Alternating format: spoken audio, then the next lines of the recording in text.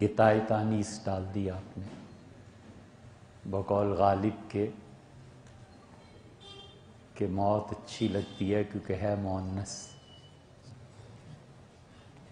فتویٰ جو ہے یہ یا جو ہے اس میں موسیٰ اور عیسیٰ بخارا علیہ السلام ایسے لکھا جاتا ہے۔ مسجدوں میں نقش و نگار والی صفوں اور قالینوں کے بارے میں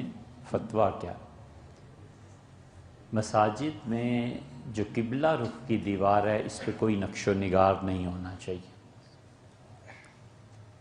مساجد میں جو قالین بچھائی جاتی ہیں، جو دریاں بچھائی جاتی ہیں، اصولاً اس میں کوئی نقش و نگار نہیں ہونا چاہیے، اور سارے فتوے کی بنیاد اس بات پر ہے کہ ہر وہ چیز جو اللہ سے تعلق میں خلل پیدا کرے اسے ہٹا دینا چاہیے۔ حضرت رسالت مآب صلی اللہ علیہ وسلم فتح مکہ کے موقع پہ تشریف لے گئے تھے بیت اللہ میں، اور دروازہ کھولا جب تو آپ اندر حاضری ہوئی، تو واپسی پہ فرمایا وہاں پہ سینگ لگے ہوئے تھے بہت قدیم، اور عربوں میں یہ روایت مشہور تھی کہ یہ اس دمبے کے سینگ ہیں جو حضرت اسماعیل علیہ السلام کے لیے لایا گیا تھا ان کے بدل میں۔ تو آپ نے واپس نکلتے ہوئے ارشاد فرمایا کہ مجھے خیال نہیں رہا اس پہ کوئی کپڑا رومال ڈال دیتے، یہ میری نماز میں اللہ کے اور میرے تعلق کے درمیان خلل ڈالتا رہا۔ یہ اصل حدیث۔ اور دوسری جگہ آتا ہے کہ حضور اقدس صلی اللہ علیہ وسلم نے حضرت عائشہ رضی اللہ عنہا سے فرمایا کہ جو رات تم نے دوہرا کر کے بستر بچھا دیا تھا تو مجھے بہت آرام سے نیند آئی، لیکن تم دیکھتی ہو کہ کیا ہوا، میری رات کی نماز رہ گئی، تو اس لیے کہرا کر دو۔ تیسری جگہ ارشاد فرمایا کہ جو پردے لٹکائے ہوئے ہیں تم نے، یہ پردے میری نماز میں اللہ کے اور میرے درمیان خیال میں انتشار پیدا کرتے ہیں، تو ان پردوں کو ہٹاؤ۔ رنگین نقش دار پردے منع فرما دیا تھا۔ تو مسجد کی قبلہ رخ کی دیوار اور اسی طرح صفیں، اب صفوں میں آدمی مثلاً سجدہ کرتا ہے، کھڑا ہوتا ہے تو زمین پہ دیکھتا ہے، رکوع میں جاتا ہے تو قالین کو دیکھتا ہے۔ اب اس نقش و نگار میں اگر اس کی نظر الجھ گئی تو یہ اللہ کے اور بندے کے درمیان ایک خلل واقع ہو گیا کہ جو کہ شرعاً مکروہ ہے۔ اس لیے پچھلے زمانے میں جو لوگ تھے، ابھی زیادہ دیر نہیں ہوئی، ابھی 30-40 سال پہلے بھی بالکل صاف صفیں بچھاتے تھے، کھجور کے پٹھوں کی بنی ہوئی ہوتی تھی یا کچھ نرم ہوتی تھی، لیکن یہ ہے کہ اس میں کوئی ایسی چیز نہیں ہوتی تھی جس میں نظر الجھے، جب تک کہ جان بوجھ کر نہ الجھایا جائے۔ تو کوشش کرنی چاہیے کہ مسجدوں کی جتنی قبلہ رخ کی دیواریں اور جن پہ سجدہ کیا جاتا ہے، رکوع میں نظر جاتی ہے، یہ سب کی سب بغیر نقش و نگار کے ہونی چاہیے۔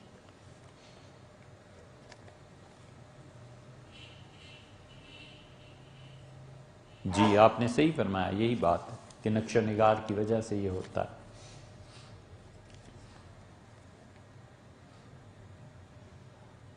اسلام میں میوزک کے بارے میں کیا حکم ہے؟ حرام ہے یا حلال ہے؟ بعض مذہبی اسکالرز کے نزدیک اس کی ممانعت نہیں ہے،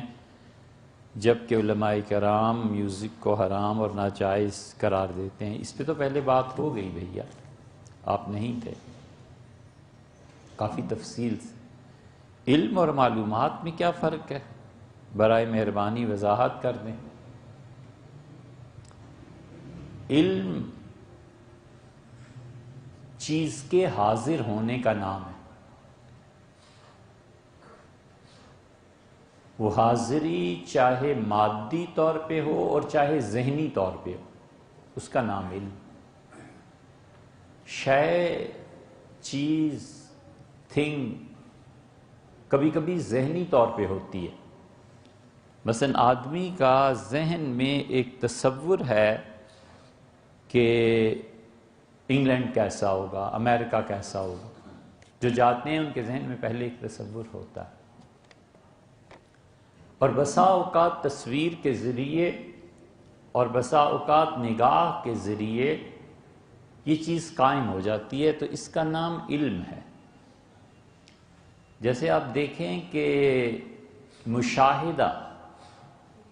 مشاہدے کو تخیل سے ملا دینا یہ علم ہے، اور اسی علم کو فزکس کہتے ہیں۔ مشاہدہ ہے بادل کا، اور تصور ہے بادل گرجتا برستا ہوگا۔ کیوں گرج پیدا ہوتی ہے؟ کیوں بجلی پہلے آتی ہے اور آواز بعد میں آتی ہے؟ اس سے کسی نے جانا کہ بجلی جو ہے اس کی کوند، اس کی رفتار آواز سے تیز ہے، تو معلوم ہوا کہ دنیا میں کچھ نہ کچھ چیزیں تو ایسی ہوں گی جو بجلی سے بھی زیادہ تیزی سے سفر کرتی ہیں۔ انسان صدیوں اس کے پیچھے پڑا رہا، اور اب جا کر کھلا ہے، جو موجودہ دور کے سائنٹسٹ ہیں انہوں نے بتایا کہ فلاں فلاں چیز یہ روشنی سے بھی زیادہ تیز کرتی ہے حرکت کو۔ یہ علم ہے۔ اور معلومات کسی متعین چیز کے بارے میں ترتیب نہ دی جا سکنے والی اطلاعات کو معلومات کہتے ہیں، اور معلومات یہ عام طور پہ علم کے لیے رکاوٹ بنتی ہیں۔ جیسے موبائل کھول لیا، بہت آسان ہے مثال اب تو دینا، اب وہ دیکھے چلا جا رہا ہے، اس میں پتہ نہیں کون کون سے کلپس ہیں، کیا ہے، خدا کی اطاعت کے بارے میں تقریریں ہیں، خدا کی نافرمانی کی بھی چیزیں ہیں، تو معلومات سے حاصل ہوتی چلی جا رہی ہیں۔ یہ معلومات کا سمندر ہے جو اس کے ذہن کو منتشر اور پراگندہ کرے گا، اور اس کو علم نصیب نہیں ہوگا۔ اس سے ہر موضوع پہ بات کرا لیں، 2 منٹ، 1 منٹ، 4 منٹ، اور وہ بھی ناقص۔ اور علم والا 2-4 موضوعات ہی، چاہے ایک ہی موضوع جانتا ہو، اس سے بات کرا لیں 2 گھنٹے 4 گھنٹے ٹھوس اور جم کے، کیا مجال ہے کہ اس علم کے دائرے سے کہیں اور نکل جائے؟ وہ علم اس کو گھیر لیتا ہے، علم اس کو اپنے دائرے میں داخل کر لیتا ہے۔ سوائے اللہ کی کتاب کے اور کوئی چیز ایسی نہیں ہے جو اس کو اس دائرے میں لے نہ آئے، سوائے قرآن کریم کے۔ قرآن کریم ایسی چیز ہے جس کا معاملہ دنیا میں سب سے مختلف ہے، اور ایسی کوئی کتاب نہیں ہے کہ یہاں پر کلام سے پہلے تعارف ضروری ہے، اور دنیا کے ہر علم میں جتنا بھی تعارف ہے وہ بعد میں ہے، کلام پہلے۔ قرآن کو پڑھنے سے پہلے اگر اسے معرفت باری تعالی حاصل ہوگی، وہ جانتا ہوگا کہ اللہ کیا ہے، اللہ کی ہستی کیا ہے، اللہ کی عظمت کیا ہے، اس معرفت کی روشنی میں جب قرآن کو پڑھے گا تو بالکل فطری طریقہ ہے۔ اب آئنسٹائن، نیوٹن، اس کو جب لوگ پڑھیں گے تو پھر عظمت پیدا ہوگی، یا سنیں گے تو پھر عظمت پیدا ہوگی، لیکن قرآن نے اپنے سمجھنے کا انداز بالکل مختلف قرار دیا ہے کہ تم میری کتاب کو پڑھو گے، اس سے پہلے تمہیں پتہ ہونا چاہیے کہ میں ہوں کون، میرا کلام ہے کیا، میں کہہ کیا رہا۔ اسی لیے قرآن ہمیشہ جب بھی کوئی اصول اور مقدمہ قائم کرتا ہے تو نیچرل چیزوں پہ لاتا ہے، آسمانوں کو دیکھو، زمین کو دیکھو، فلاں کو دیکھو، فلاں کو دیکھو، اور یہی وجہ ہے کہ اس نیچر میں ایک آدمی جو اعلیٰ درجے کا فلسفی اور اعلیٰ درجے کا علم والا اور ایک بچہ سب برابر سمجھتے ہیں اپنی اپنی حیثیت کے مطابق۔ تو علم اور معلومات میں یہ فرق ہے۔ فرض نماز کے بعد اجتماعی دعا کے بارے میں کئی بار بات ہو چکی بھیا، اس سے بہت حرج ہو جاتا ہے۔ یہ دیکھیے آپ نے کیا کیا،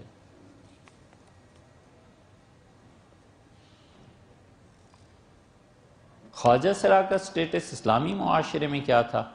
ہمارا بیہیویئر کیا ہونا چاہیے، یہ بات نہیں ہوئی تھی پہلے۔ حضور اقدس صلی اللہ علیہ وسلم کے زمانے میں یہ لوگ پائے جاتے تھے، اور نبی کریم صلی اللہ علیہ وسلم نے ان پہ کوئی پابندی نہیں لگائی تھی۔ اور وہ مملکت میں ایک عام شہری کے برابر ہی سمجھے جائیں گے، کیونکہ یہ ایسا نقش ہے، کوئی بھی چیز آپ اس سے کہہ لیں یہ قدرتی طور پہ ہے، اللہ کا اپنا ایک نظام ہے۔ جس طرح مرد و عورت ہیں، اسی طرح ایک تیسری صنف بھی ہے، اس میں ان سے نفرت یا مذاق اڑانا یا ان کو گھٹیا درجہ دینا یہ کس نے سکھایا؟ کچھ بھی نہیں۔ جیسے اور انسان زندگی بسر کرتے ہیں نارملی لینا چاہیے، شریعت کا یہی حکم ہے۔ بس جزاک۔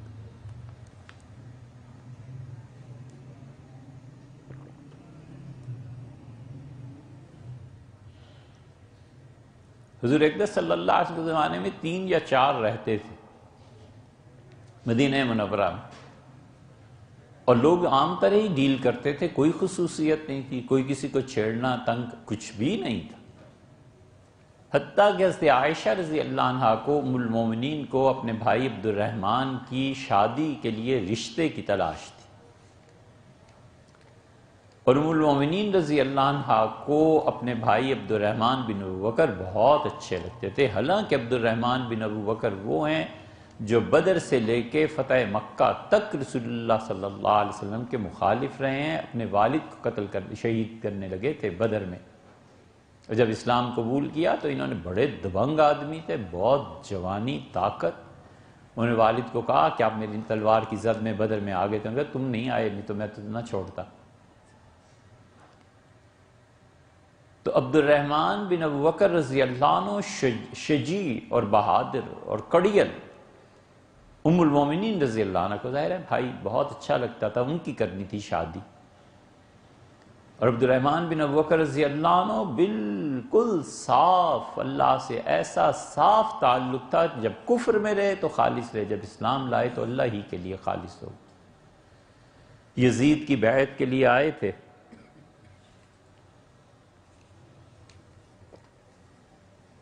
اور یزید کی بیعت کے لیے مدینہ منورہ کے گورنر نے منبر پہ بیٹھ کے کہا کہ یزید کی بیعت کرنی ہے، تو عبد الرحمن رضی اللہ عنہ پہلے آدمی تھے جو بولے، اس نے کہہ دیا بدبخت نے کہ سنت ابی بکر و عمر، ابو بکر اور عمر رضی اللہ عنہما کا طریقہ ہے، ان سے کب برداشت ہوتا تھا؟ اٹھ کھڑے ہوئے، انہوں نے کہا سنت قیصر و کسریٰ، یہ قیصر اور کسریٰ کا طریقہ ہے کہ اپنے بعد اپنے بیٹوں کو حکومتیں دے جاتے ہیں، میرے والد کا یہ طریقہ نہیں تھا اور نہ عمر کا یہ طریقہ تھا رضی اللہ عنہ۔ وہ اترا گورنر اور پکڑنا چاہا عبد الرحمن رضی اللہ عنہ، عبد الرحمن کو کون روک سکتا تھا؟ عبد الرحمن رضی اللہ عنہ یہ کہہ کے چلے گئے، اٹھ کھڑے ہوئے، وہ بھاگا، تو اس نے کہا تم وہ آدمی ہو، تو اتنے میں وہ ام المومنین رضی اللہ عنہ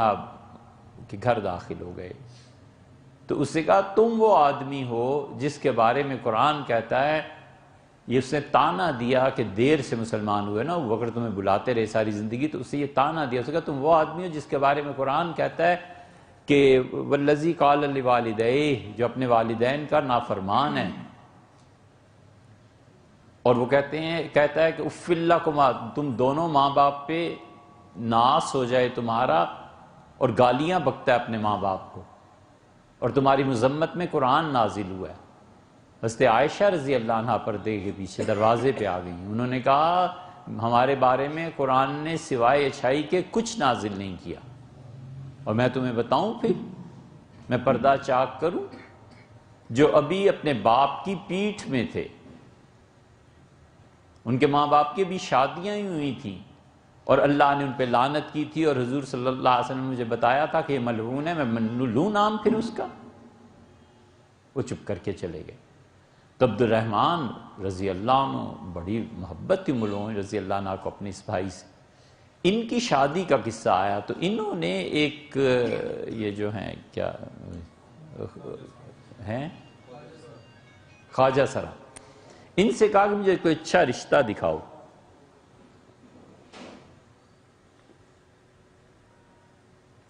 اس نے ام المومنین رضی اللہ عنہ سے ایک جملہ کہا،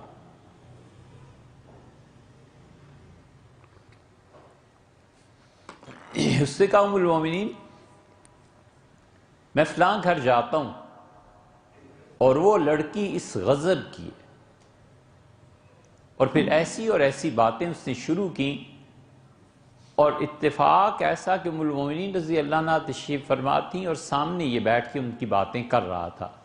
اور حضور اقدس صلی اللہ علیہ وسلم تشریف لائے تو پتہ ہی نہیں چلا کہ رسول اللہ صلی اللہ علیہ وسلم دروازہ کھول کے اندر تشریف لا چکے ہیں۔ یہ جملے آپ کے کانوں میں پڑ گئے،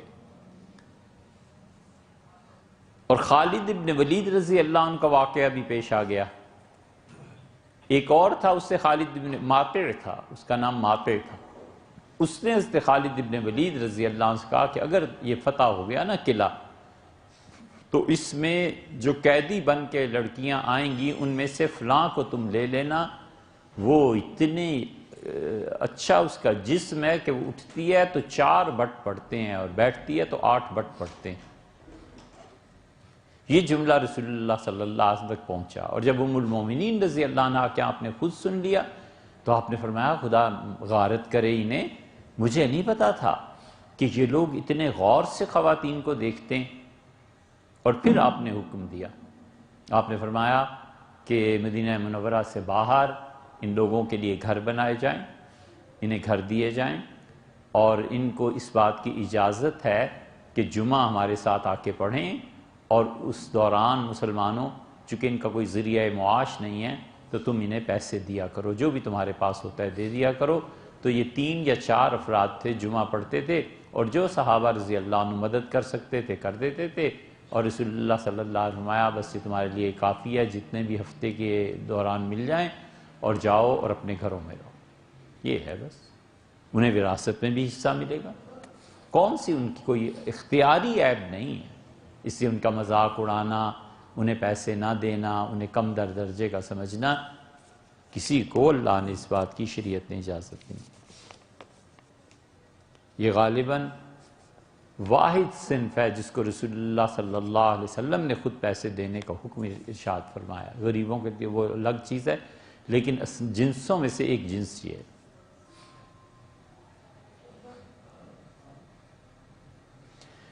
حنفی فقہا کے نزدیک فرض، ہر وہ فرض نماز جس کے بعد سنتیں، آپ گن لیجئے، ظہر، مغرب، عشاء، جمعہ، یہ چاروں نمازیں ایسی ہیں جن کے بعد سنت موقدہ ہیں۔ عید کی نماز میں بھی نہیں ہیں، فجر میں بھی نہیں ہیں، عصر میں بھی نہیں ہیں، یہ 3 نمازیں الگ ہو گئیں۔ ان کے بعد آدمی بیٹھ کر ذکر اذکار کرے جتنا کرے، اور دعا مانگے جتنی مانگے، لیکن جن نمازوں کے بعد سنن موقدہ ہیں ان کے بعد بس اتنی دیر رسول اللہ صلی اللہ علیہ وسلم بیٹھتے تھے جتنی دیر میں وہ یہ پڑھ لیتے تھے کہ اللہم انت السلام و منک السلام تبارک یا ذی الجلال والاکرام۔ یہ ذکر رسول اللہ صلی اللہ علیہ وسلم کے بدلتے رہتے تھے، کبھی یہ پڑھ دیتے تھے، کبھی لا الہ الا اللہ وحدہ لا شریک لہ لہ الملک و لہ الحمد یحیی و یمیت وہو علی کل شیء قدیر اللہم لا مانع لما اعطیت ولا معطی لما منعت ولا راد لما قضیت ولا ينفع ذا الجد، بس یہ پڑھ لیتے۔ کبھی رسول اللہ صلی اللہ علیہ وسلم لا الہ الا اللہ وحدہ لا شریک لہ مخلصین لہ الدین ولو کرہ الکافرون، وہ جو دعا آتی ہے طویل، ذرا سی طویل، وہ پڑھ لیتے تھے۔ کبھی رسول اللہ صلی اللہ علیہ وسلم اور پڑھ لیتے تھے، لیکن جلدی کرتے تھے کہ سنت موقدہ فرض کے ساتھ مل جائیں، اتنی جلدی کہ آپ جمعے کا سلام پھیرتے تھے اور یہ دعا اتنی مختصر سی پڑھ کے اپنے حجرے میں تشریف لے جاتے تھے، گھر میں سنتیں پڑھتے تھے۔ اس لیے اصل سنت یہی ہے کہ فرض مسجد میں پڑھے جائیں اور سنن موقدہ جو باقی رہ جاتی ہیں وہ گھر جا کے پڑھی جائیں۔ لیکن ہوا یہ کہ جب گھر جا کر لوگوں نے پڑھنی شروع کی تو 2 چیزیں پیدا ہو گئیں۔ ایک تو لوگوں میں بدگمانی پیدا ہو گئی کہ فلاں آدمی فرض پڑھ کے چلا جاتا ہے جی، سنتیں پڑھتا ہی نہیں، اور ایک یہ چیز پیدا ہو گئی کہ لوگ کہتے تھے واقعی یار گھر جاتے ہیں تو پھر سنتیں پڑھنے میں بھی وقت لگ جاتا ہے، کوئی نہ کوئی بچہ، بیوی، کوئی نہ کوئی چیز، کوئی گھر کی مصروفیت آ جاتی ہے آڑے، تو آئندہ سے سنتیں بھی مسجد میں پڑھو۔ ان 2 چیزوں سے بچنے کے لیے مسلمانوں نے یہ شروع کیا تھا، صدیوں وہ کرنا چلتا رہا کہ فرض نماز پڑھی اور گھر چلے گئے۔ رمضان میں تراویح ختم ہوئی، وتر جا کے اپنے گھر پڑھے، مسجدوں میں کوئی نہیں وتر پڑھتا۔ یہ سب چیزیں تاریخ میں اور فقہ کی کتابوں میں آتی ہیں۔ مگر پھر جب یہ چیز پیش آئی کہ گھر جا کے سستی ہو جاتی ہے تو ائمہ نے فتویٰ دیا ان کا مسجد میں ہی پڑھ لیا کرو، اور یہ بھی حضور صلی اللہ علیہ وسلم کبھی ایسے